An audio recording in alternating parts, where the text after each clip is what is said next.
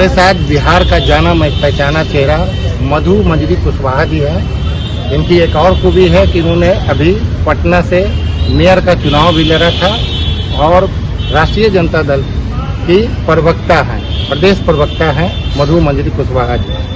हम इनसे बात करेंगे। बिहार में भी जातीय जनगणना हुआ था और जातीय जनगणना के अनुसार मुसलमानों की आबादी 18% है। उस 18% में पसमानदा अरजाल मुसलमानों की आबादी 14% है।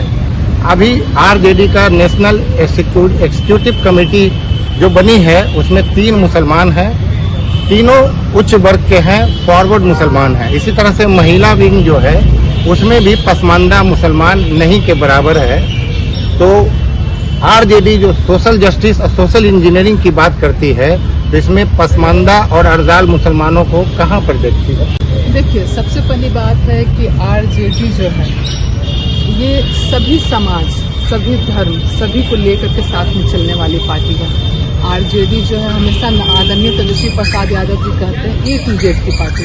अगर कोई फॉरवर्ड भी है, ऐसा नहीं है, कोई फॉरवर्ड भी है, किसी भी अग्री जाति से भी लोग आते हैं, उनको भी वो अधिकार मिलना चाहिए जिस अधिकार से वो वंचित रह गए। तो लगातार Tejashwi Prasad Yadav A to Z की बात करते हैं कि हर जाति, हर वर्ग, हर समाज की भागीदारी समाज में बराबर होनी चाहिए। मैं ये नहीं कह रही हूँ कि हमारी पार्टी का ये नहीं मानना है कि अगर आप मतलब अग्री जाति से हैं तो फिर आपकी वैल्यू नहीं की जाएगी, या तो फिर पिछड़ी जाति से है तो आपकी वैल्यू नहीं की जाएगी।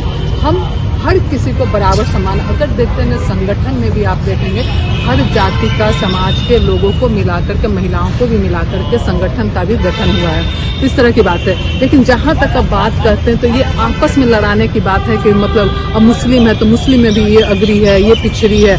जहाँ तक टिकट की बात आती है या तो फिर अगर आप देखिए, सबसे पहली बात है कि आपका अधिकार जो है कब मिलता है?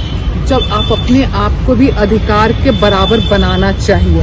अगर आज पिछड़ी जाति के लोगों को भी जब तक समान शिक्षा नहीं मिलेगा, समान व्यवस्था नहीं मिलेगा, जो सामाजिक व्यवस्था है, समान शिक्षा व्यवस्था नहीं मिलेगा, तब तक वो कहाँ से कम्पीट कर पाएंगे? तो सबसे पहला जरूरी काम है समाज के पीछे छूटे हुए हर वो व्यक्ति, या तो किसी भी जात, किसी भी धर्म, किसी भी समाज से आता, उनको अग्रिम पंक्ति में लाने के लिए वो मूलभूत सुविधाएं जो होती है, जैसे शिक्षा, बराबर शिक्षा नीति की जो बात होती है, तो बराबर देखिए ये सरकार जो है, जो अभी के वर्तमान की जो सरकार है, सब बातें करती है। मैडम, हमारा कहना है कि जैसे अभी जातीय जनगणना बिहार में हुआ था तो यादव जाति 14% या 14.2% है।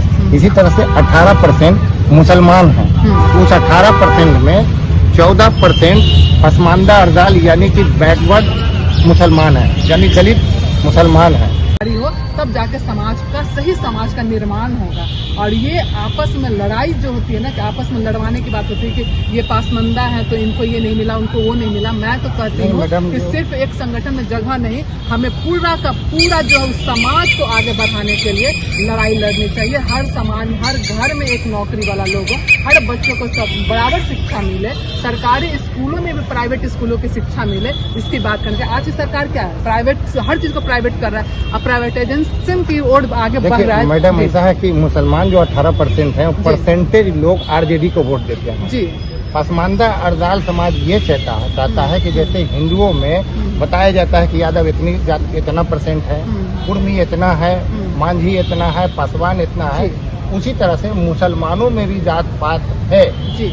तो मुसलमानों को क्यों नहीं बताया जाता वर्गीकरण करके, बाइफरकेट करके? मुसलमानों को बताया जाता है 18%, जबकि यहाँ भी आपको अति पिछड़ी जाति है, कुछ अरजाल हैं जो हिंदू और मुसलमान में समान जात है। जैसे धोबी यहाँ भी है, हलालखोर यहाँ भी है, लालबेगी यहाँ भी है, मेतर यहाँ भी है, नाई यहाँ भी है, बक्को यहाँ भी है, भटियारा यहाँ भी है। लेकिन जब हम 18% की बात करेंगे तो बिल्कुल आखिरी पैदान पे जो खड़ा हुआ, हाशिए पे खड़ा हुआ जो पसमानदा अरजाल मुसलमान है, उसका मुद्दा गौन हो जाता है। तो हम लोग मतलब ये पसमानदा अरजाल समाज चाहता है कि जब आप 18% बोलती हैं तो ये भी बताइए कि इसमें 14% यानी 75% पसमानदा अरजाल समाज है।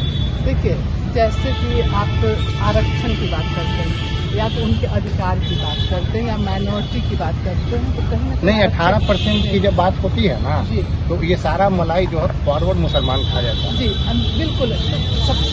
बात है कि हमारी जो लड़ाई होनी चाहिए किसी भी जाति, या हिंदू हो या मुस्लिम हो, उनके जो मतलब पीछे छूटे हुए, समाज में पीछे छूटे हुए लोग की लड़ाई जो है वो लड़ाई मुकम्मल तब तक नहीं होगा और उसका रिजल्ट तब तक नहीं आएगा जब तक शिक्षा व्यवस्था निचले स्तर तक आप जब तक उनको शिक्षित नहीं। देखिए अब हमारे यहाँ भी मुसहर समाज के लोग हैं, क्या दोन समाज के लोग हैं, तो उनको ये नहीं है कि आप उनका अधिकार कैसे दे सकते हैं। उनका अधिकार तभी आएंगे जब तक वो शिक्षा जो है उनका शिक्षा के जो मौलिक अधिकार कि जब पहले तो मौलिक अधिकार की बात होनी चाहिए। जब मौलिक अधिकार आपको पूर्ण रूप से मिलेगा उसी में से उभर करके फिर से आएंगे। कोई भी IAS बन सकता है, इंस्पेक्टर बन सकता है, डॉक्टर बन सकता है। जब तक उनका मौलिक अधिकारों का हनन नहीं रुकेगा, जब तक उनके मौलिक अधिकार जो है शिक्षा का अधिकार, खाने का अधिकार, रहने का अधिकार, पहनने का अधिकार, स्वास्थ्य का अधिकार, सबसे पहले तो उनके मौलिक अधिकारों की लड़ाई लड़नी मतलब हमारी पार्टी जो लड़ना चाहती है पहले उनको बढ़ाइए। जैसे किसी को अगर आपको खड़ा करना है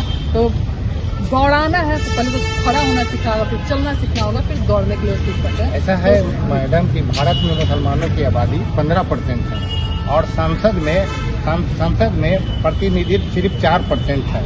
ऐसा इसलिए है कि दलितों के लिए 84 सीट रिजर्व है, आदिवासियों के लिए 47 सीट रिजर्व है, 1 से 31 सीट पर मुसलमान नहीं लड़ सकता है चुनाव। ऐसा इसलिए है कि 10 अगस्त 1950 को धार्मिक प्रतिबंध लग गया था।